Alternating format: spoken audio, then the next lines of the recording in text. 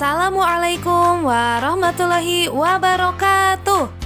Saha di dieu anu sok resep jalan-jalan. Upami jalan-jalan sok nyandak oleh-oleh tara.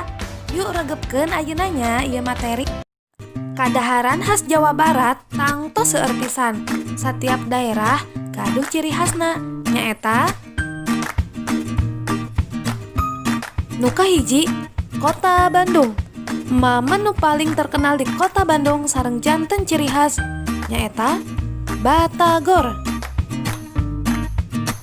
Nu kadua Kota Cianjur.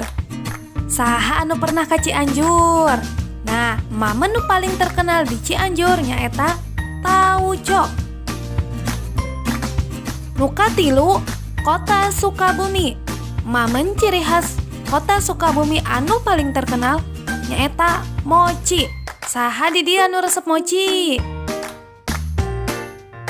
Nu kaopat Kota Purwakarta. Di Purwakarta mamen nu paling terkenal nyaeta sate Maranggi sareng simping. Nu kalima Kota Subang. Ayo, aya nu terang teu ciri khas mamen Kota Subang?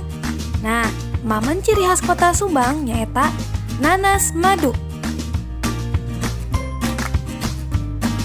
Nu kagenep nyaeta Kota Sumedang.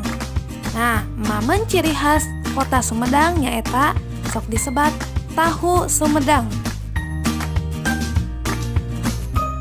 Nu katujuh Kota Garut. Ciri khas mamen Kota Garut nyaeta dodol. Dalapan Kota Tasikmalaya. Mamen nu mangrupakeun ciri khas Kota Tasik nyaeta citruk.